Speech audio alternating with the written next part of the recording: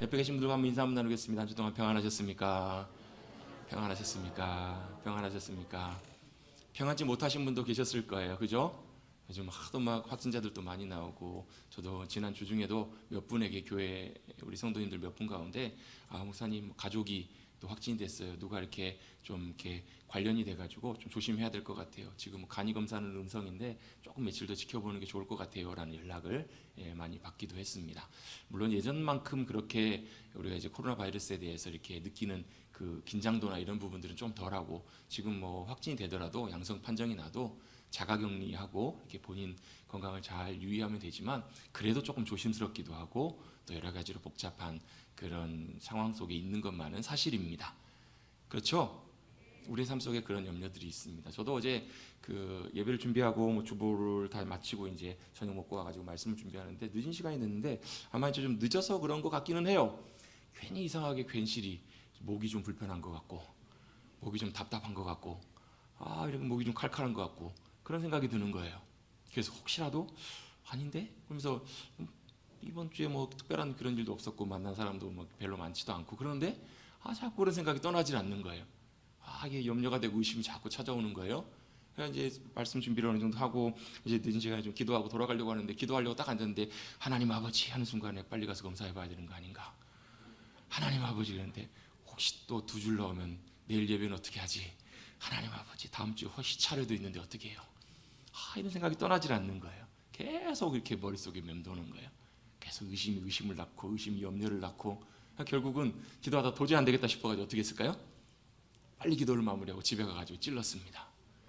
자가진단 키트를 가지고 딱 찔렀더니 선명하게 한 줄이 나오는 거예요. 선명하게 한 두 줄 나오는 양성인데 한 줄이 이제 음성이잖아요. 모르겠어요. 이제 조금 더 지켜봐야 되겠지만 뭐 큰 이상은 없는 거 보니까 별 이상은 없는 것 같아요. 여러분, 여기서 중요한 사실 하나가 있는데요. 여러분, 우리의 삶에는 의심할 것들이 참 많아요. 의심하고 걱정할 것들이 참 많은 인생인데, 우리의 삶은, 특별히 믿음의 삶은 의심에 머물러 있어서는 안 되고 의심이 확신으로 가는 삶으로 나아가야 된다는 거예요. 그럼 제가 그 사실을 분명히 확인하고 나니까, 물론 이제 그 뭐 키트의 정확성이나 이런 것들은 좀 확인해 봐야 되고, 또 뭐 혹시라도 또 이후에도 그런 증상이 나타나면 또 검사를 해봐야 되겠지만, 그래서 별별 생각이 다 드는 거예요. 저기 미리 투표하고 왔는데 투표소에서 혹시 누구를 만났나, 뭐 슈퍼 갔다 왔는데 혹시 별 생각이 들었나. 의심이 많이 들 때 분명한 답, 가장 중요한 건 뭐예요? 확신이에요. 확신 있게 정리해 줄 수 있는 것이 필요한데, 여러분, 우리의 믿음의 삶과 우리의 인생의 삶 가운데 분명한 확신은 주님께서만 주실 수 있는 줄로 믿습니다. 주님 안에서만 누릴 수 있는 은혜라는 거예요. 여러분, 우리가 믿음으로 살아간다는 것, 또 믿음 안에서 그 주님을 만날 때 주님이 우리에게 주시는 것은 바로 그 의심이 확신되게 하신다라는 거예요. 주님을 만난 사람들의 공통적인 특징은 바로 그것입니다. 의심에서 확신으로 삶이 넘어갔다라는 거예요. 주님 때문에 여러분, 이 세상에서 어떤 것도 확신을 가질 수 없는 인생이지만, 이것이 분명하다고 해도 돌아놓고 보면 이것이 아닌가 의문이 들기도 하고, 우리에게 분명한 확신을 줄 수 있는 것은 없지만, 여러분, 주님을 만나고 주님 안에서 누릴 수 있는 확신은 하늘의 확신이고 영원토록 변치 않는 진리가 주시는 든든한 확신인 줄로 믿습니다. 여러분, 의심의 삶에서 확신의 삶으로 넘어가시는 저와 여러분 우리 모두가 되시기를 간절히 바랍니다. 의심에서 확신으로 넘어가는 것이 바로 믿음의 삶이라는 거예요. 우리가 몇 주를 통해서 요한복음 4장 말씀을 통해서 나누는 이 사마리아 수가성의 여인의 이야기도 이 이야기와 사실은 연관이 됩니다. 처음 이 여인이 예수님을 만났을 때는 낯선 이방인이었습니다. 낯선 유대인, 또 서로 상종도 하지 않는 사마리아인 자신들과는 말도 섞지 않는 낯선 이방 유대인이 지나가면서, 특별히 더더군다나 그 당시에는 남자와 여자가 단둘이서 밖에서는 만나지도 말하지도 않는 그런 굉장히 유별하는 그런 시대에 낯선 남자가 자신에게 말을 걸어온다? 이것은 그 여인에게 있어서는 굉장히 낯설고 의아하고 굉장히 예상치 않는, 심상치 않은 그런 일이었어요. 처음에는 좀 경계합니다. 그 예수님의 반응에 대해서, 예수님이 물 좀 달라고 하는 말씀에 대해서 의심합니다. 거리를 둡니다. 그런데 어떤 일이 벌어지죠? 조금씩 예수님과 대화하고 예수님을 만나가면서 가까워지기 시작합니다. 그 대화의 주제가 조금씩 달라지기 시작합니다. 처음 예수님의 관심과 처음 그 여인의 관심과 마음이 조금씩 변화되는 것을 보게 됩니다. 사실 그 여인에게 있어서 그의 인생 가운데 그가 인생 가운데 지내게 되는 그의 삶의 현실은 너무나 팍팍하고 쉽지 않았을 거예요. 너무나 현실적인 문제가, 특별히 여러분, 이 여인은 결혼을 5번이나 한 여인이에요. 부러워할 일이 아닙니다. 사실은 쉽지 않는 인생의 순간순간들을 지나오면서 지금 사는 남편도 자신에게 정말로 행복과 위로를 줄 수 있는 남편이 아니라 여러분 여전히 지금도 불안하고 여전히 어려운, 그래서 여러분 다른 것을 돌아볼 만한 여유조차도 없는, 그래서 예수님이 찾아오셨음에도 불구하고 예수님이 찾아오셔서 건네시는 모든 말씀에 자신의 삶의 수준으로밖에 대답할 수밖에 없었던 여인의 모습을 보게 돼요. 물 좀 달라. 처음에는 어떻게 합니까? 왜 나에게 물을 달라고 하십니까? 낯선 이방인, 특별히 말도 상종하지 않는 유대인인 당신 남자가 왜 나에게 말을 것입니까? 의심했던 그녀가 예수님과 만나기 시작하면서 조금씩 변화됩니다. 어떻게 변화되냐면 예수님에 대한 호칭이 달라져요. 예수님께서 하나님의 선물이 무엇이고 내게 물을 달라고 하는 이가 누군지 알았으면 물을 달라고 했을 텐데 라고 할 때 그 말을 듣고 나서 이 여인의 호칭이 뭐라고 바뀌냐면 선생님이라고 바뀝니다. 낯선 이방인에서 선생님으로. 그리고 나서 그 예수님께서 물을 달라고 하시는 여인에게 뭐라고 말씀하시냐면 네 남편을 데리고 오라. 그 의미가 뭐예요? 예수님이 그 여인에 대해서 다 알고 계신다는 거예요. 그냥 다 아는 게 아니라 이름을 알고 이런 것이 아니라 그 여인의 아픔과 인생과 지내왔던 모든 것들과 남들에게 꺼내기 싫은, 기억하기조차도 싫은 그런 아픔과 어려운 모든 것들을 주님이 다 알고 계신다는 거예요. 다 아시는 그 주님 앞에서 자신의 모든 것들이 다 드러났다고 생각했을 때 단순히 부끄러워하는 것이 아니라 이 여인은 뭐한 거예요? 놀란 거예요. 당신은 도대체 누구시길래? 분명히 하나님께서 보내신 선지자와 같은 분이십니다라고 그는 반응해요. 그녀는 예수님에 대한 반응이 달라지기 시작합니다. 대단한 하나님의 사람이라고 그녀가 인식하기 시작해요. 그 다음에 어때요? 예수님께서 그렇게 그 여인이 예배에 대해서 묻기 시작합니다. 이제 그녀의 관심이 조금씩 달라지기 시작해요. 하나님에 대한 마음으로, 예배에 대한 마음으로 바뀌어지기 시작해요. 참된 예배는 어떻게 드려야 돼요? 그러면 여기서 드려야 되나요? 저기서 드려야 되나요? 여러분 예배는 어디서 드려야 돼요? 이곳에서도 아니고 저곳에서도 아니고 언제라고요? 바로 이때라는 거예요. 주님이 오셔서 아버지 하나님께 나아갈 수 있는 길을 열어주신 이때에 하나님은 예배자들을 찾으신다라고 말씀하세요. 여러분 주님께서는 지금도 참된 예배를 드리는 예배자들을 찾고 계십니다. 참된 예배가 어떤 예배인가요? 주님이 기뻐하신 예배가 어떤 예배인가요? 영으로 드리는 예배예요. 영과 진리로 드리는 예배. 영으로 드리는 예배는 우리의 영이신 하나님을 인식하며 드리는 예배인데, 우리의 영이 주님을 예배하기 위해서는 조건이 하나 있습니다. 우리가 아무리 영으로 예배 드리려고 해도 영으로 드릴 수 있는 것이 아니에요. 영이신 성령님께서 우리 가운데 역사하셔서 우리의 영혼 가운데 충만하게 하시고 우리의 영혼을 온전케 하시고 우리의 영혼을 깨어서 이 시간 함께 하시는 주님을 인식하게 하시고 깨닫게 하실 때 우리 영혼이 깨어서 반응하면서 함께 하시는 주님을 예배하게 돼요. 여러분 우리 예배 가운데 이런 영혼이 깨어서 그 주님을 예배할 수 있는, 주님 때문에 감사하며 기뻐할 수 있는 그런 귀한 은혜가 함께 하시기를 주님의 이름으로 축복합니다. 저는 예배를 위해서 늘 계속 기도합니다. 주님 우리 예배 가운데 주님 그런 은혜가 부어지게 하셔서 주님 이곳 가운데 함께 하심을, 또 주님 때문에 우리가 주님을 우리의 영으로 우리의 영혼이 깨어서 함께 하신 주님을 높이며 경배할 수 있는, 그냥 우리 머리 수준으로 하나님 살아계신 하나님이시라고, 그냥 전능하신 하나님이시라고, 함께 하신 하나님이시라고 그냥 알고 그냥 고백하는 수준이 아니라 우리의 영혼이 그걸 깨닫고 아는 거예요. 인식하는 거예요. 여러분 한번 생각해 보세요. 만약에 예배 자리에, 뭐 예배라고 하지 말고 우리 모여있는 이 자리에 정말로 유명 인사가 들어왔다라고 한번 가정을 한번 해볼게요. 딱 들어와요. 그럼 어떻게 해요? 저를 다 보고 계시는 분들이 다 뒤를 돌아보실 거예요. 그분을 다 보시면서 뭐라 그러실 거예요? 우와 이러실 거요? 그러면서 뭐 할 거예요? 놀래가지고 반갑게 맞을 거예요. 환영할 거예요. 와, 뭐 어떤 경우는 박수를 칠 수도 있을 거예요. 만약에 한번 생각해 보세요. 여기에 여러분 대통령 후보가 들어왔다고 생각해 보세요. 어떻게 하시겠어요? 신기한데 쳐다보시겠죠. 반응하시겠죠. 아니 그보다 더 위대한 분이 온다면요, 그보다 더 대단한 분이 온다면요, 아마 우리가 경의를 표할 거예요. 일어나서 아마 인사를 하고 경의를 표하고 환영하고 맞이할 거예요. 내가 정말 좋아했던 분, 내가 정말 존경하는 분이 들어오면 정말 말할 수 없는 우리의 마음을 다해서 그분을 높이며 경배할 거예요. 마찬가지로 여러분 우리의 예배는 영으로 주님을 경배하며 높이는 것입니다. 우리의 영혼이 주님 때문에 기뻐하고 즐거워하며 주님을 높이며 경배하는 것이 바로 영으로 드린 예배입니다. 그래서 이 예배는 성령님께서 주관해 주시는 예배여야 된다는 거예요. 우리 예배 가운데 성령님께서 함께 하시고 역사하셔야 돼요. 사람이 아무리 준비를 잘해도, 사람이 아무리 순서를 잘 갖추고 아무리 성대하고 화려하고 우리 눈으로 볼 때는 완벽하게 예배를 드려도 그게 주님 기뻐하신 예배가 아니라는 거예요.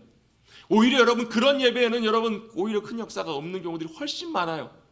오히려 어떻게 해요? 우리가 간절히 사모함으로 성령님 우리 예배 가운데 오셔서 주관해 주시고 자정해 주십시오. 성령님께서 우리 예배를 주관하셔서 성령님이 기뻐하시는, 원하시는 우리의 예배로, 우리의 중심의 고백으로 주님 앞에 나아갈 수 있도록 주님 역사해 달라고 사모하고 구하는 그 자리 가운데 놀라운 성령님 역사하심이 영으로 드리는 예배로 나아갈 수 있도록 인도해 준 줄로 믿습니다. 주님은 그 예배를 기뻐 받으신다는 것. 또 진리로 드린 예배예요. 진리신 예수님을 사모하며 진리신 예수님의 방법을 따라가며 예수님을 간절히 원하며 따라가는 방법, 또 진리의 말씀을 동의해서 예배를 드리는 거예요. 주님께서는 여전히 신실하시고 역사하시고 함께 하시는 주님이신 줄로 믿습니다. 저와 여러분의 삶을 선하게 인도하시고 저와 여러분의 삶 가운데 여전히 말씀하시고 주님의 놀라운 섭리와 계획을 가지고 저와 여러분을 인도하신다라는 거예요. 우리가 아무리 넘어지고 아무리 추한 모습으로 주님 앞에 나올지라도 주님의 거룩한 보혈이 우리를 온전케 하셔서 주님을 믿음으로 사모하는 모든 심령, 주님의 은혜를 의지하며 나가는 모든 영혼들을 새롭게 하시고 온전케 하실 수 있는 그 주님의 말씀을 의지하고 나가는 예배라는 거예요. 여러분, 진리의 동의에 서서 진리를 의지하며 나가시는 우리의 상태와 우리의 모습을 의지하지 마시고 진리의 동의에서 주님 앞에 나가시는 저와 여러분 될 수 있게 되기를 간절히 바랍니다. 이것이 바로 영과 진리로 드린 예배라는 거예요. 이 얘기를 듣고 이 여인이 감격했던 것 같아요. 맞아요. 우리가 기다리는 메시아 그분이 오시면 이 모든 것들을 우리에게 더 온전하게 알게 해주실 거라고 저는 그렇게 기대하고 있어요. 이 여인의 마음속에도 이 여인도 아마 메시아에 대해서 알고 들었던 것 같아요. 이 여인이 사모했던 메시아 그분 기다리고 있어요 라고 했더니 예수님께서 뭐라고 그러시냐면 내가 바로 기다리는 그다라고 말씀하세요. 이 여인이 메시아이신 예수님을 만났네요. 깜짝 놀랐겠죠. 얼마나 놀랐을까? 얼마나 놀랐는지 이 여인이 이 예수님을 만난 직후에 놀라운 삶이 변화되는 역사를 경험하게 돼요. 여러분, 우리는 주님을 알아가며 나아갈수록 주님을 만나고 경험해가면 갈수록 조금씩 우리의 삶이 변화되는 것들을 경험하게 돼요. 이 여인이 왜 예수님을 메시아라고 만나고 믿고 경험하게 되었을까? 여러 가지 이유가 있지만 그 중에 하나는 바로 뭐냐면 자신에 대해서 너무나 잘 알고 계시는 예수님을 경험하게 돼요. 초자연적으로 자신이 아무에게도 얘기하기 싫었던 처음 만난 그분이 어떻게 내 모든 것을 속속들이 다 알고 계시냐는 거예요. 여러분, 우리가 하나님을 인식하고 하나님이 어떤 분이신지를 알아갈 때, 메시아를 만날 때 여러분 여러 가지 방법들이 있지만 그 방법 중에 하나가 뭐냐면 초자연적인 하나님의 역사를 경험하는 방법이 또 귀한 방법 중에 하나예요. 어떤 분은요 불 가운데 주님을 만나신 분이 계세요. 어떤 분은요 놀라운 기적적인 치유의 역사하심으로 메시아 그분 예수 그리스도 그분을 만나신 분도 계세요. 어떤 분은요 말할 수 없는 큰 은혜와 사랑이 갑자기 마음속에 부어져서 그 주님의 사랑 때문에 감격해서 그 사랑을 우리에게 부어주시는 주님 만나시는 경우도 있어요. 어떤 분은요 정말로 정확하게 부족함 없이 신실하게 채우시고 공급하시고 역사하시는 그 주님의 놀라운 역사를 경험하면서 주님을 만나신 분들도 계세요. 어떤 방법이든지 간에 중요한 것은 바로 뭐냐면 우리가 놀랍게 살아 역사하시고 인도하시는 그 초월적이신 그 주님, 전능하신 하나님을 우리의 삶을 통해서 만나고 경험하는 것들은 참 중요한 일이에요. 참 의미 있는 일이에요. 그 일을 통해서 우리가 바로 그 주님이 나의 주님이시구나 이것들을 더 선명하게 알게 되고 믿게 된다라는 거예요. 그리고 거기서 그치는 것이 아니라 변화되게 돼요. 여러분, 하나님께서는 우리를 찾아오셔서 만나십니다. 주님 우리를 찾아오셔서 만나주신 다음에 일어나는 게 바로 뭐냐면 변화되는 거예요. 이 여인도 여러분 주님을 만난 다음에 메시아신 그 주님을 만난 다음에 어떻게 변화되게 됐는가? 오늘 본문 말씀에 보면 28절과 29절에 이렇게 기록되어 있습니다. 28절 29절 한번 같이 한번 읽어봅니다. 시작. 여자가 물동이를 버려두고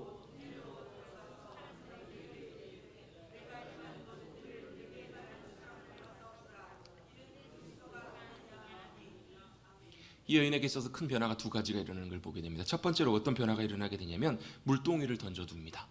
물동이를 던져둔다는 거예요. 여러분, 하나님께서는 하나님의 놀라운 일을 이루실 때 특별히 하나님께서 하나님의 사람들을 만나주시고 그들이 주님을 만나면 어떤 일이 벌어지냐면 세상이 변하는 것이 아니라 사람이 변합니다. 주님께서는 세상을 변화시키기 전에 먼저 누구를 변화시키시냐면 사람, 바로 우리 자신이 먼저 주님을 만나게 되면 먼저 변하게 된다는 거예요. 이 여인은 어떤 변화가 있었는가? 물동이를 버려둬요. 그리고 사람들에게 달려가기 시작해요. 자, 이 여인이 어떤 여인이었나요? 사람들을 피해서 그 뜨거운 땡볕에 물을 뜨러온 여인이었어요. 왜 사람들을 피했을까? 자신에게는 사람들을 피함으로 말미암아 자신이 감추고 싶었던, 드러내기를 원치 않았던 그런 얘기들, 수근수근거리는 그 사람들을 피하기를 원했던 거예요. 그렇잖아요. 이 여인이 어떤 연유인지 내용이나 배경들은 전혀 설명되어 있지 않지만 분명한 사실 하나는 이 여인이 사람들을 만날 때마다 사람들이 자신에 대해서 무언가 수근수근거리고 자신에 대해서 무언가 불편한 것들을 행하는 것들을 원치 않았기 때문에 사람들을 피했을 거예요. 사람들을 피할 정도로 그녀는 사람들에게 불편한 그런 마음을 갖고 있었던 여인이 달라지게 돼요. 사람들을 향해서 먼저 그가 달려가게 됩니다. 그녀가 달려가서 그녀 가운데 일어난 자신이 경험하고 겪게 되는 그 일들을 나누게 돼요. 얘기하게 돼요. 왜 그랬을까요? 자신이 갖고 있었던 과거의 그런 아픔이나 수치나 부끄러움보다 주님 만나는 감격과 기쁨이 더 컸기 때문에 그래요. 그 일이 더 위대한 일이고 놀라운 일이었기 때문에 기꺼이 달려가서 사람들을 만나게 돼요. 사람들을 오히려 찾아가게 돼요. 이렇게 변화돼요. 또 이 여인이 물동이를 버리게 됩니다. 자, 이 여인이 우물가에 오게 된 목적과 이유가 뭐예요? 왜 우물가에 왔죠? 물을 뜨러 왔습니다. 물을 뜨려면 뭐가 필요하냐면 물동이가 필요했어요.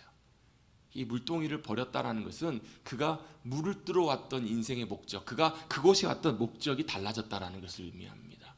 그의 인생 가운데 물을 뜨러 왔던 우물가에 그 물동이를 버려둠으로 말미암아 자신의 삶의 방향이 달라져요. 완전히 그의 일상이 달라진 거예요. 왜요? 이제는 물동이가 필요 없게 된 거예요.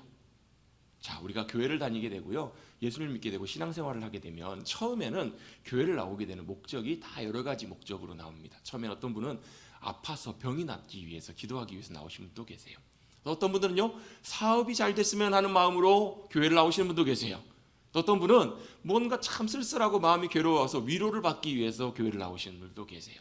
여러 가지 목적으로, 여러 가지 이유로 나오시는 분들이 계세요. 우리 일상적인 목적이나 여러 가지 것들로 다 다양하게 나오신 분들이 계세요. 그런데 거기서 그치는 것이 아니라 교회에 나오게 되고 신앙생활을 하게 되면서 메시아이신 그리스도이신 그 구주 되시는 그 주님을 만나게 되면 여러분, 우리가 일상적으로 바라고 기대하는 그 목적과 차원이 다른 차원의 놀라운 하나님이 주시는 놀라운 은혜들을, 놀라운 차원들을 맛보게 되고 변화되게 된다는 거예요.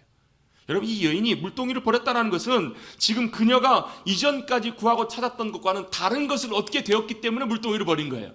여기 사용됐던 이 물동이라는 단어와 요한복음 2장의 가나의 혼인잔치에서 사용됐던 물 항아리가 같은 단어를 사용해요. 헬라어에서는요, 같은 단어를 쓰게 되는데, 자, 돌 항아리, 예수님께서 뭘 명령하세요?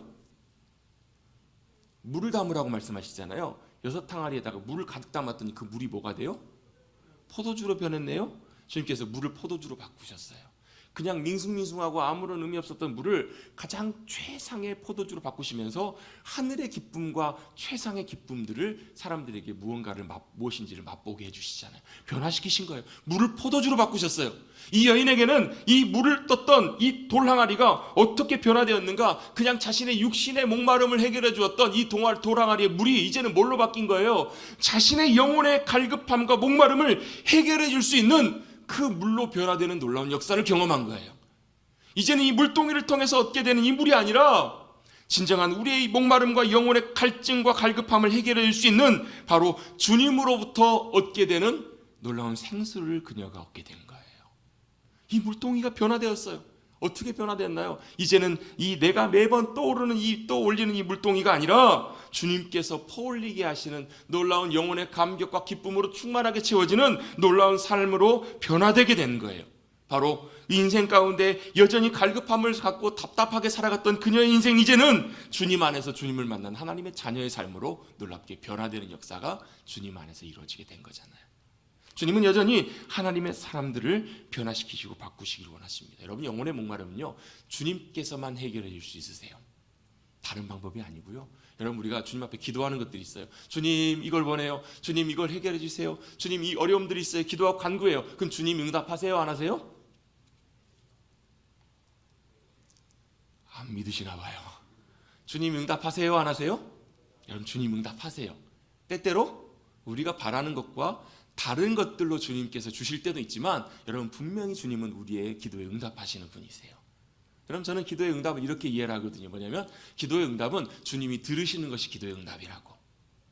주님이 들으시고 지금 바로 역사하실지, 주님의 좋은 때 역사하실지, 아니면 이렇게 우리가 구하는 것을 주실지, 아니면 더 좋은 것을 주실지, 다른 것을 주실지, 그건 우리가 할 수 있는 것은 아니지만, 그건 주님의 주권에 달려있는 것이지만, 분명한 사실 하나는 우리가 어떤 기도로, 어떠한 간구로, 어떻게 주님 앞에 기도하며 아뢰일지라도 주님은 들으시고 응답하시는 하나님이세요. 응답하신다는 것은 들으신다라는 말이거든요.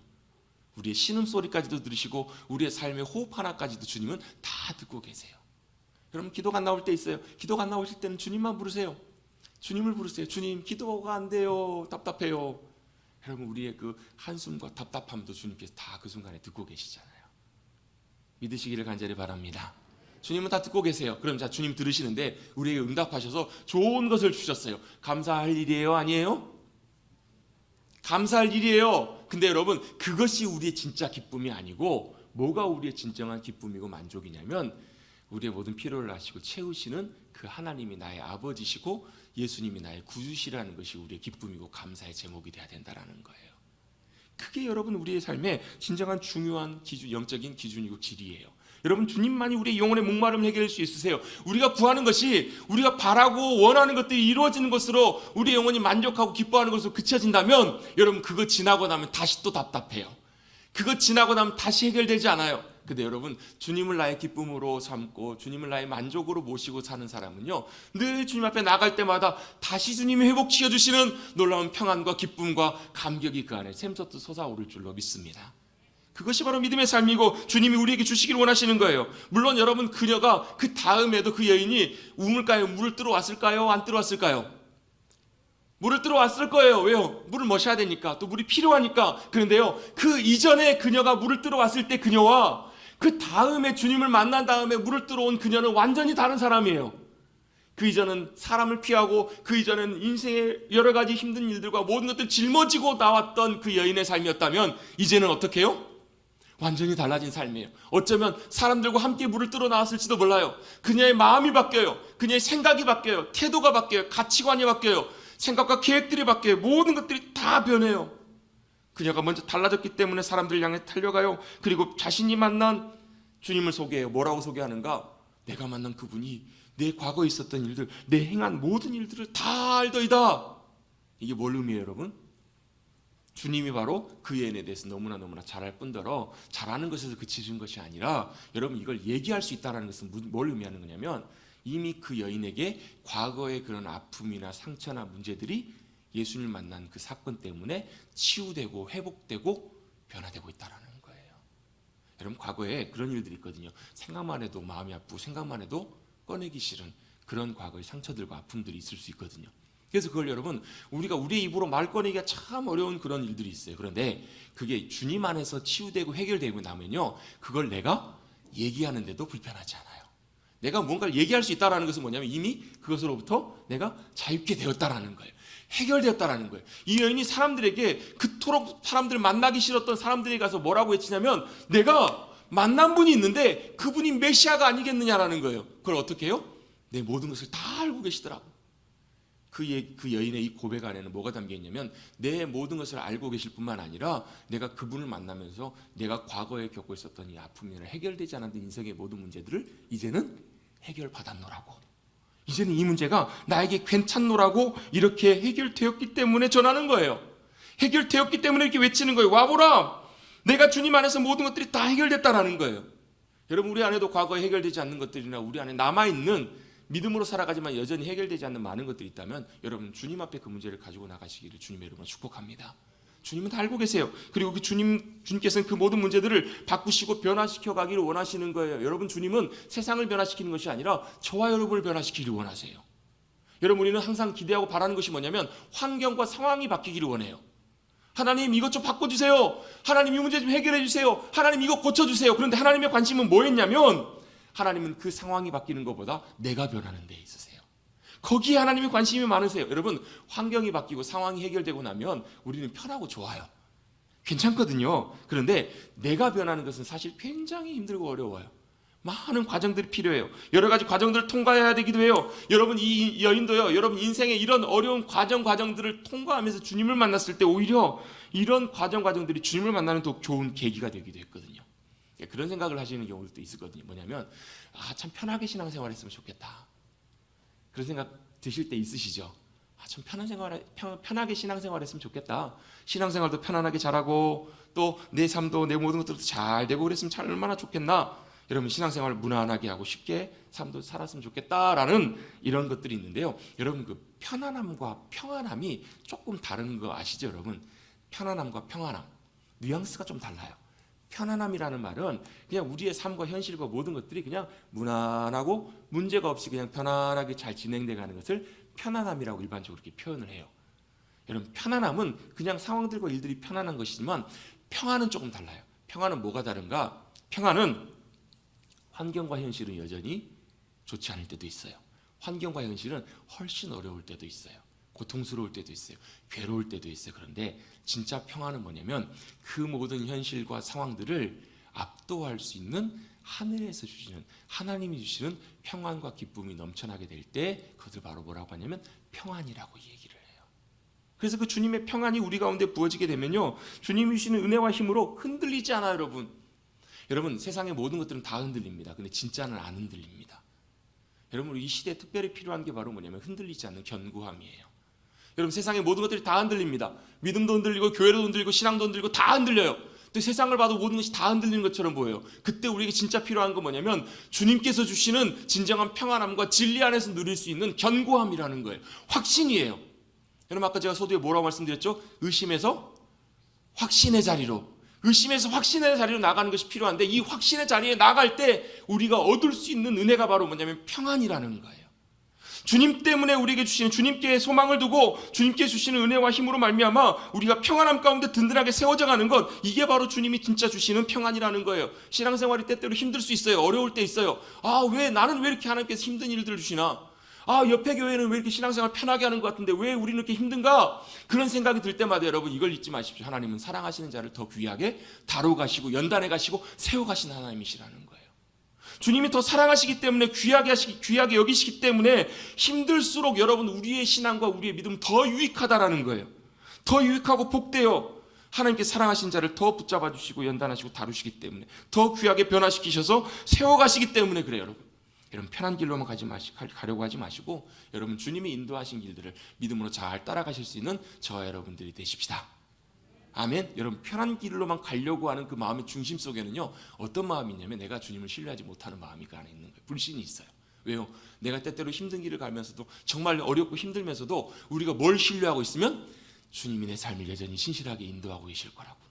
그리고 가장 최선의 길들로 붙잡아 주시고, 이 길이 비록 지금은 어렵지만 그 다음 단계로 넘어가고 그 다음에 넘어가면 주님이 주실 큰 은혜와 기쁨과 감격이 우리를 위해서 기다리고 있을 거라고 소망하고 믿고 신뢰할 수 있다면 여러분 그 길을 믿음으로 넘어갈 수 있기 때문에 그래요. 여러분 때때로 신앙의 도전들이 우리를 힘들게 하고 우리를 어렵게 할 때라도 하나님의 선하심과 신실하심을 믿고 신뢰한다면 그 과정을 통해서 우리를 놀랍게 바꾸시고 성장시키시는 그 주님의 은혜를 우리가 기대하고 기다릴 수 있을 줄로 믿습니다. 낙심치 마십시다.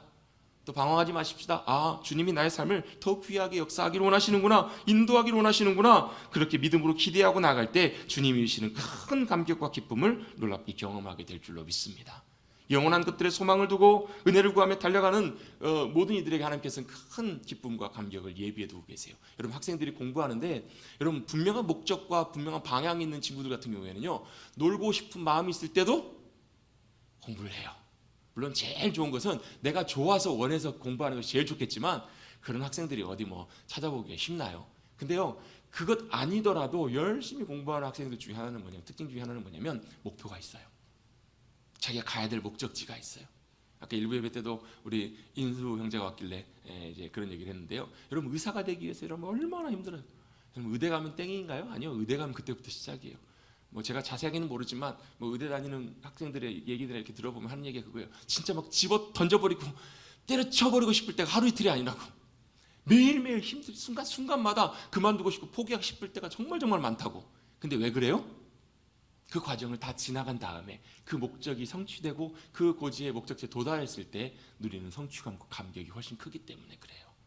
여러분 의사가 되는 것도 그런데, 여러분 대학에 입학하는 것도 그런데, 우리의 인생에도 마찬가지인데, 여러분 하나님께 소망을 두고 하나님이 주실 기쁨과 감격을 향해서 달려간다면, 포기치 않고 그 곳까지 달려간다면 주님이 주실 감격과 기쁨이 얼마나 크겠냐는 거예요.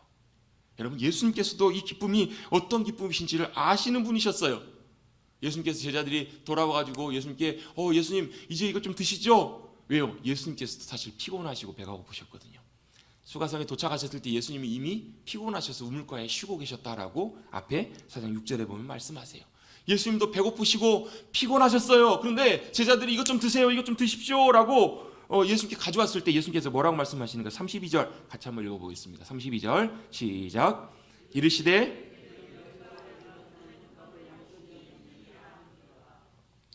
예수님께 누가 뭔가 먹을 걸 갖다 드렸나요?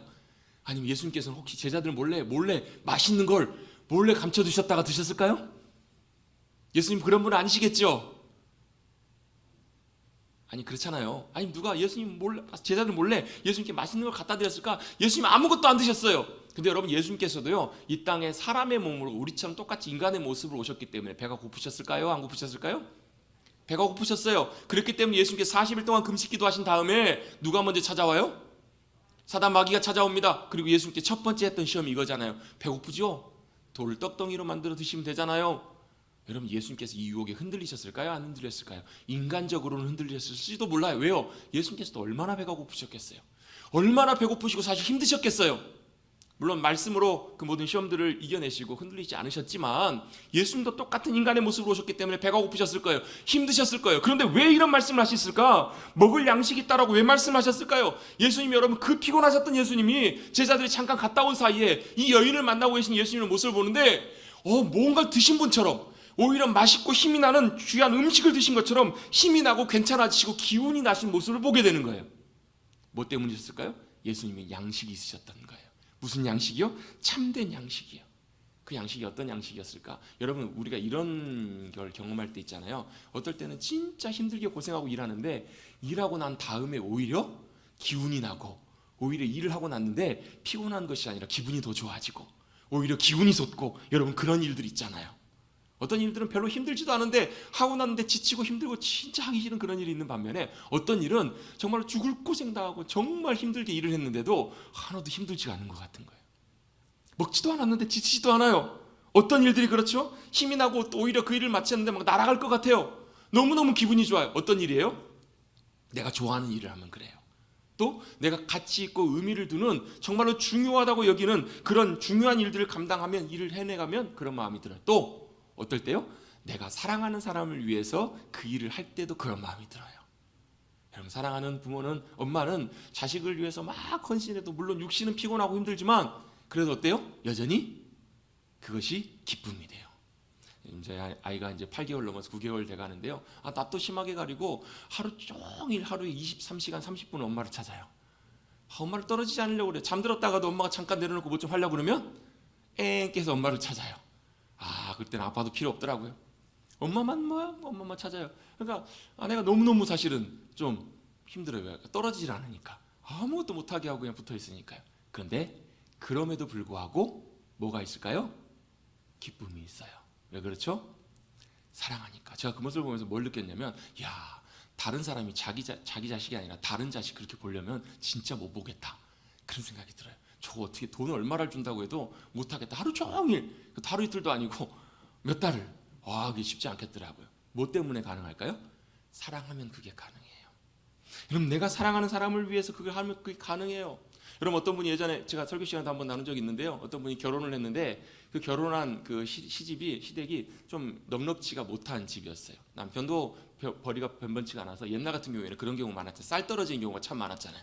쌀 떨어지면 어떻게 해요? 이 집 저 집 빌리다가 그것도 여의치가 않으면 어떻게 해요? 친정에 가가지고 친정 부모님께 좀 쌀을 좀 얻어올 때가 종종 있었잖아요. 이분도 그러셨던 것 같아요. 몇 번 가서 부모님께 가서 어렵게 쌀을 부탁을 해서 쌀을 빌려오고 그걸로 자식들에게 가족들을 위해서 밥을 하고 밥을 먹였어요. 근데 한 번, 두 번도 아니고 여러 번 진행되다 보니까 또 쌀이 떨어졌는데 참 난감한 거예요. 답답한 거예요. 그래서 어떻게 해요? 어린 딸을 보내서 가서 외할머니에게 가서 쌀을 좀 빌려달라고 이렇게 부탁을 드리고 쌀 좀 얻어와라 보냈어요. 그 아이가 갔다가 오는데 저 멀리서 들고 오는데 무거운 쌀을 이고 오는 거예요. 그래서 엄마가 막 달려가지고 쌀을 딱 같이 받아줬는데 상당히 무거워요. 아이에게 묻습니다. 안 무거웠어? 안 힘들었어? 이랬더니 그 아이가 싱글싱글 웃으면서 뭐라고 해요? 무거웠는데 안 무거워요. 무거웠는데 가벼워라. 왜요? 처음에 할머니가 쌀을 퍼주시는데 처음에는 무거웠어요. 그런데 한 대, 두 대, 대가 늘어가면 늘어갈수록 뭐가 생각나요? 우리 사랑하는 가족들을 위해서 엄마, 아빠, 우리 동생들을 위해서 더 많은 밥을 먹일 수 있겠다라는 생각이 드니까 무거운데 오히려 그게 더 큰 기쁨이 되더라는 거예요. 무거운데 가벼워요. 이게 여러분 말이 되나요, 여러분? 무거운데 가벼워요. 여러분 이게 말이 돼요. 여러분 이게 말이 되고 이게 이해가 돼요. 어떤 거예요, 여러분? 쌀이 무거워지는데 왜 가벼워져요? 그것이 사랑이고 그것이 가족을 위한 생명이기 때문에 살리는 양식이 되기 때문에 그래요. 여러분 이것이 영적으로도 굉장히 중요하게 원리가 적용되는데요. 이런 거예요. 여러분 주님께서 뭐라고 말씀하시냐면 수고하고 무거운 짐진 자들아 다 내게로 오라 말씀하세요. 다 주님 앞에 내려놓으라고 말씀하세요. 여러분 주님 앞에 다 내려놓으십시다. 아멘. 두 분만 세 분만 내려놓으실래요? 우리 인생의 무거운 짐 주님 앞에 다 내려놓으십시다. 그리고 주님이 조건을 하나 하세요. 무슨 조건을 다냐면 내 멍에를 메고 배우라고 말씀하세요. 주님의 멍에를 메래요. 여러분, 주님의 멍에가요 가볍지는 않은 것 같아요. 그런데 메는데 그 멍에는 어때요? 가볍다라고 주님 말씀하세요. 멍에를 메는데 가볍대요. 여러분, 주님의 진짜 멍에는요 메는데 무거워야 되는데 가벼워요. 왜요? 주님을 사랑하는 사람들은 그래요. 주님이시는 기쁨과 은혜를 누리는 사람들은 그래요. 다시 멍에를 메라니요, 그것이 무게가 없는 것은 아니에요. 근데 여러분, 그 멍에를 진정으로 메고 그 의미를 발견해가는 사람은 가벼워요. 요즘은 좀 덜한 것 같지만 여러분, 좀 얼마 전까지만 해도 제가 그런 분들을 교회에서 많이 만나뵀어요. 교회 봉사하다가, 교회 헌신하다가 지치고 탈진하고 지쳐서 너무너무 힘들어하시는 분들을 종종 제가 만나뵀어요. 그분들에게 제가 이렇게 말씀드려요. 조금 쉬세요. 쉼도 진짜 필요할 때도 있거든요. 필요하기도 하거든요. 일주일 내내 근무하고 가정에서, 직장에서 열심히 수고하다가 금요일 저녁부터 주일 저녁까지, 옛날에는 오후 예배, 저녁 예배까지 드렸잖아요. 늦은 시간까지 하루 종일 봉사하고 섬기고 주님을 위해서 섬겨가는 거, 그거 참 귀한 일이죠. 그런데 그것 때문에 너무너무 지치고 너무너무 힘들어서 어려워하는 거예요. 좀 쉬세요라고 말씀드린 적도 있어요. 그런데 여러분, 진짜 중요한 것은요, 마냥 쉰다고 쉼이 누려지는 것만은 아니에요. 쉬면 좋을 것 같아요. 아무것도 안 하면 피곤하지 않을 것 같아요. 근데 더 중요한 것은 뭐냐면, 우리가 뭘 점검해 봐야 되냐면, 내가 그 일을 감당하고 수고를 하고 헌신을 할 때 내가 정말로 주님의 마음에 합하여서 주님이 주시는 참된, 우리에게 힘을 주시는, 능력을 주시는 양식을 먹고 공급받고 있는가 아닌가, 그게 더 중요한 문제라는 거예요. 여러분, 마냥 쉰다고 여러분 우리가 힘을 얻지 않아요. 마냥 쉰다고 그것이 다 해결되지 않아요. 여러분, 오히려 힘을 얻기를 원하신다면 주님 기뻐하신 일들을 감당하십시오. 주님이 기뻐하시는 일들을 위해서 섬기고 순종하고 따라가십시오. 기도하면서 따라가 보십시오. 그러면 정말로 주님이 주시는 참된 기쁨과 새 힘이 우리 가운데 부어지는 것을 경험하게 되실 거예요. 근데 그게 아니라면 점검해 보실 필요가 있어요. 왜요? 주님은 이 기쁨으로 충만하게 채워주신 분이셨으니까요. 아니다, 그게 아니다. 누가 먹을 걸 갖다 드렸는가? 아니다. 나의 양식은, 34절입니다. 예수께서 이르시되 나의 양식은 나를 보내신 이의 뜻을 행하며 그의 일을 온전히 이루는 이것이다 라고 말씀하고 계세요. 주님의 양식을 뭐라고 말씀하시냐면, 저는 이것을 이렇게 한마디로 표현하고 싶어요. 기쁨이라고 표현하고 싶어요.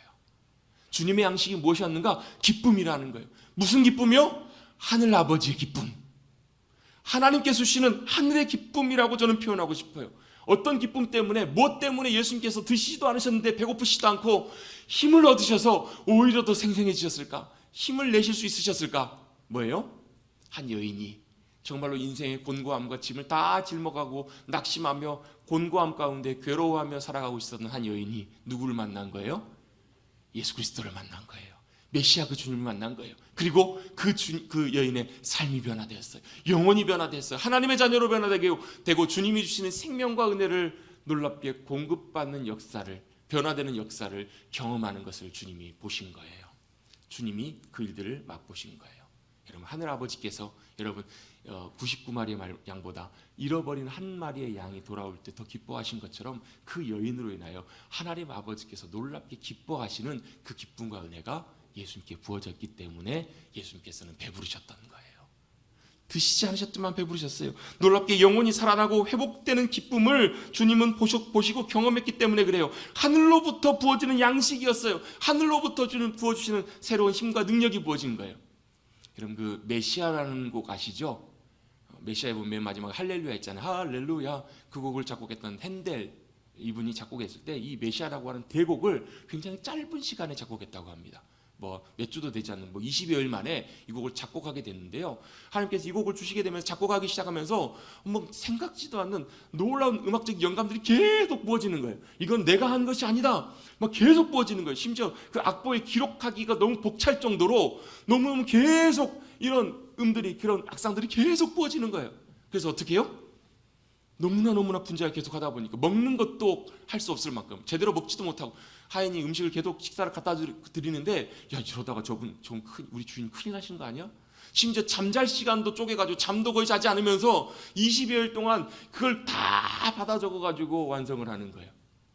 하나님께서 주시는 은혜 가운데 하나님께서 주시는 것들을 다 주셔서 잠도 자지도 못하고 먹지도 못하고 그 곡들을 다 쓴 거예요. 그러면서 마지막에 했던 고백이 뭐냐면, 내가 이 곡을 쓰면서 하늘의 환상을 보는 것 같았다고. 하나님께서 주시는 환상과 감격들을 주님께서 주셨기 때문에 안 먹어도 배고픈 거예요. 그리고 나서 곡을 다 쓴 다음에 열몇 시간을 자니까 하인이 뭐라고 생각했을까요? 우리 주인이 돌아가셨나 보다. 그리고 일어나서 힘을 얻고 다시금 그 곡들을 연주해 가면서 그 수익들을 다 자기들이 쓰지 않고 필요한 곳에 흘려보내는 그런 일들 가운데 썼다라는 거예요. 여러분, 하나님께 주시는 하늘의 은혜가 우리 심령 속에 부어질 때, 하나님께 주시는 참된 양식과 은혜가 우리 가운데 부어질 때, 여러분 안 먹어도 배고픈 줄로 믿습니다. 여러분 물론 식사는 하셔야 됩니다. 근데 여러분 우리 영혼이 배부른 거예요. 전에 교회에서 한 분이 저에게 그런 얘기를 하셨어요. 목사님, 제가 딸만 둘이었는데요 10년 만에 아들을 낳았어요. 그랬더니 거짓말 하나 안 보태고 3박 4일 동안 잠을 한숨도 안 자고 밥을 한 끼도 안 먹었는데도 배도 고프지도 않고 잠도 오지 않더라고요. 뭐 때문에 그래요?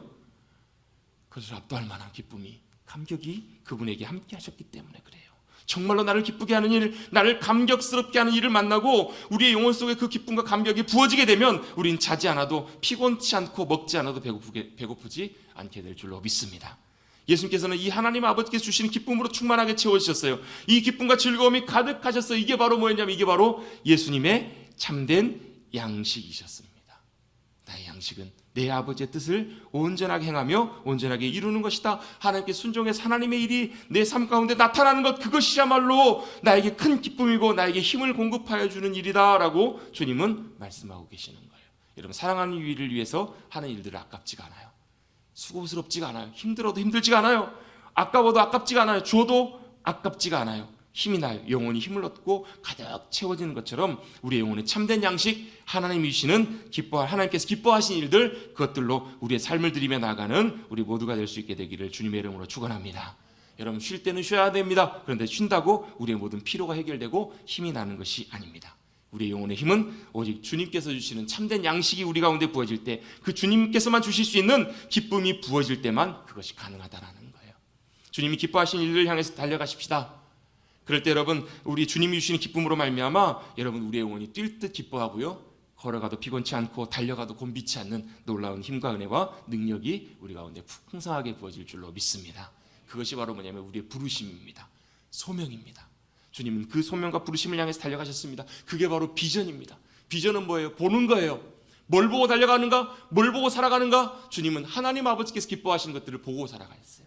여러분, 우리의 비전은 하나님 그분이신 줄로 믿습니다. 우리의 비전은 주님이셔야 돼요. 주님을 바라볼 때 주님이 우리의 비전이 되시고요, 주님을 바라볼 때 주님이 지금 뭘 보고 계시는가, 주님이 보고 계시는 것들을 우리도 함께 볼 수 있게 돼요. 그리고 그 보는 것들을 우리가 보고 함께 달려가게 될 때, 따라가게 될 때, 순종하게 될 때 하나님께 주시는 하늘의 큰 기쁨과 은혜와 새 힘이 저와 여러분 우리 모두 가운데 부어지게 될 줄로 믿습니다. 예수님께서는 뭘 보고 계세요? 보아라, 봐라, 밭이 희게 되었다. 추수할 때가 다 되었다. 주님께로 돌아올 영혼들을 믿음 가운데 바라보시면서 그 기쁨과 감격으로 주님은 믿음으로 순종하시면서 평생의 삶을 사셨잖아요. 저와 여러분도 주님이 기뻐하시는 주님의 부르심 따라 믿음으로 나가셔서 주님이 주시는 하늘의 크신 은혜와 평강이, 놀라운 새 힘과 은혜와 역사하심들이 넘쳐나시는 저와 여러분 될 수 있게 되기를 간절히 주님의 이름으로 축복합니다. 그런 은혜를 경험한 사람들이 할 수 있는 말이 있습니다. 와보라. 이 여인이 어떻게 해요? 사람들에게 가서 이렇게 외칩니다. 와보라. 내 모든 것을 알고 계시고 나를 만나주셔서 나를 완전히 변화시켜 주신 그 주님을 와서 보라는 거예요. 여러분, 전도는요, 내가 그 사람을 바꾸는 것이 아니에요. 내가 그 사람을 어떻게 해보는 것이 아니에요. 뭐 하는 거예요? 내가 만난 구세주 주님, 내가 만난 그 주님을 놀랍게 전하는 것, 내가 만난 그 주님을 소개하는 것, 그게 진짜 전도예요. 여러분, 우리가 그 주님을 더 귀하게 온전하게 경험하셔서 그 주님을 우리의 삶으로, 우리의 입술의 고백으로 와보라 증거하실 수 있는 저와 여러분 되십시다. 아멘. 그래서 그들이 주님 앞에 나와서 나를 통해서가 아니라 주님을 만나서 놀랍게 변화되어서 예수님이 바로 저의 주님이십니다, 믿음으로 고백할 수 있는 귀한 삶 가운데 저와 여러분이 쓰임받는 저와 여러분 되시기를 주님의 이름으로 축복합니다. 말씀 마무리합니다. 우리 인생 금방 지나갑니다. 우리 지난주에 우리 이효령 선생님 소천하셨잖아요. 주님의 부르심 받으셨잖아요. 그분 아들이 이런 기사를 쓰셨더라고요. 아버님 돌아가실 때 모습을 보니까 정말로 편안하게 의연하게 죽음을 기대하면서 기다리시면서 숨을 거두시는 모습을 보게 되었노라고. 그분이 믿음 가운데 주님을 믿고 놀랍게 영원한 삶을 꿈꾸시면서, 여러분, 영원한 삶을 기대하고 살아가는 사람은 죽음 끝이 아니잖아요. 죽음은 절망이 아니잖아요. 그 다음에 뭐예요? 영원한 삶이 우리에게 기다리고 있다는 것을 기대할 수 있잖아요. 여러분, 그런 영원한 삶에 대한 소망을 갖고 살아가신다면 여러분, 썩어 없어져 버릴 것들을 위해서 여러분 우리의 인생의 수고와 시간들을 다 쏟아보내는 인생이 아니라 여러분 영원한 인생, 영원한 것, 영원한 가치 있고 귀한 것들을 위해서 여러분 저와 여러분의 인생의 시간, 인생의 수고, 인생의 삶의 시간들을 들이셔서 영원한 삶의 풍성한 감격과 기쁨 가운데 살아가실 수 있는, 그 기쁨을 소망하며 살아가실 수 있는 저와 여러분 되시기를 간절히 주님의 이름으로 축복합니다. 그런 귀한 저와 여러분 되시기를 간절히 바랍니다. 기도하겠습니다.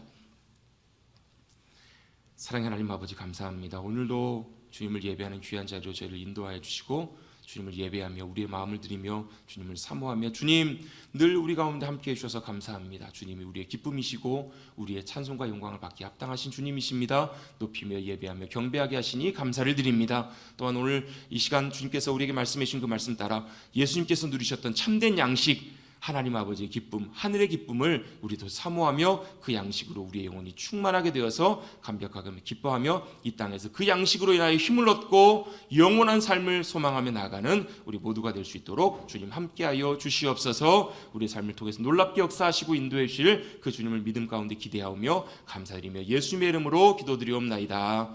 아멘.